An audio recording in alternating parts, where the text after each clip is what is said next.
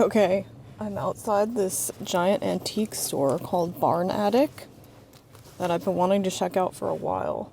And the vibe I'm getting is that it's basically going to be like that book barn I went to, but with antiques.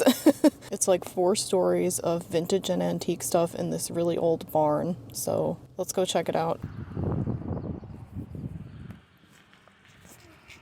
When I walked in, someone greeted me, asked if I'd been there before, and then explained the layout of the store to me.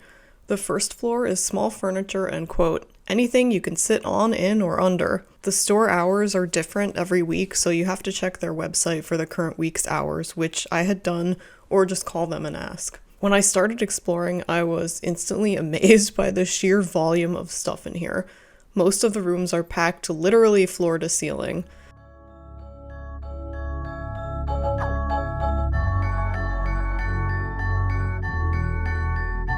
Some of the paths were just wide enough for my shoulders to squeeze through, and I'm like not that large of a person.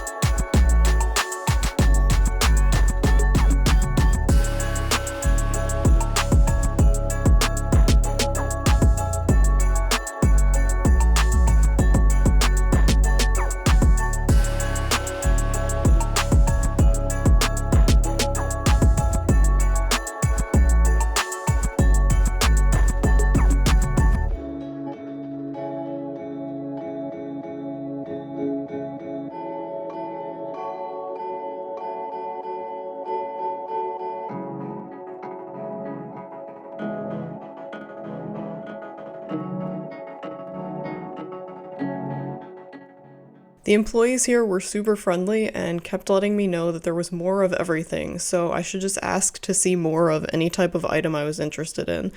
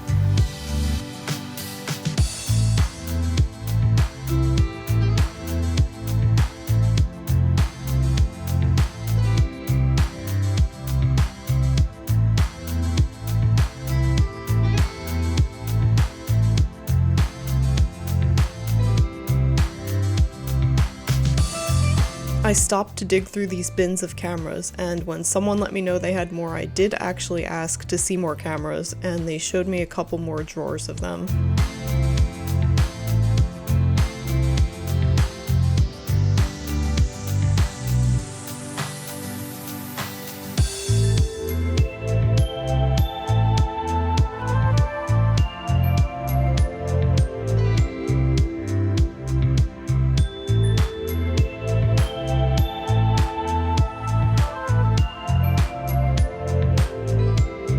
I often see things in antique stores and thrift stores that I recognized from my childhood or even that I still own.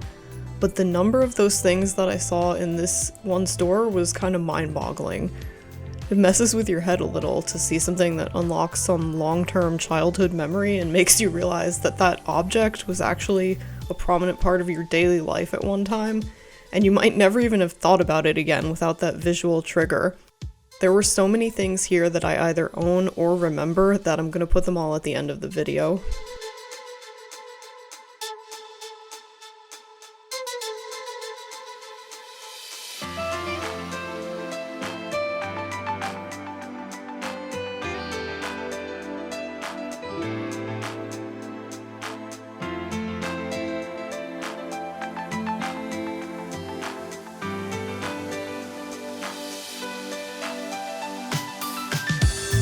You have to ask if you want to go down to the basement level where all the clothing is, so I did, and I got escorted down there and given a little rundown of where things are and how it works, and told to be careful with everything. And then I started walking around the basement, and my phone battery, which had been hanging on by a thread since the camera bins, died completely. Okay, well, in a failure of epic proportions, my phone completely died after I went downstairs into the clothing section. So I'm sorry I couldn't show more of that. And then it turns out there was a $10 minimum to use a card at the checkout, which, I mean, I should have just assumed or asked about that and brought cash, but I didn't. So I really didn't want to buy more items to get to $10, so I just went to an ATM to get some cash, which I'm sure I'm going to get a small fee for using a random ATM, but that's fine because, like I said, I just really didn't want to buy any more items. So now I'm on the way back to the store to check out with cash, and my phone's charging in the car charger. It's at like 10% battery. I think I know what happened though, because I was at like a decent battery level when I got there, but I was doing deliveries right before that, and I think I forgot to sign out of Grubhub when I got there. So it was running the whole time, like with me online available for deliveries, which just drained the shit out of the battery. I was doing an Uber Eats delivery, but I run both of the apps at the same time, and then whichever one I get an offer I want to take first, I'll do that one. And so I got an Uber Eats offer and did that, but I forgot to ever sign off of Grubhub.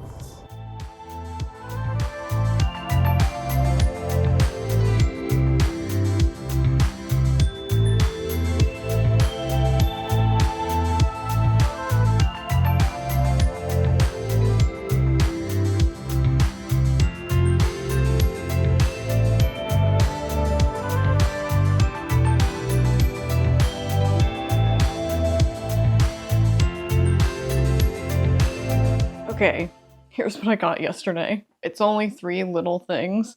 I got a couple of pot holders. I got this KitchenAid one that looks like it's in like new condition, and I've been needing another like good quality pot holder anyway lately, so this was $1.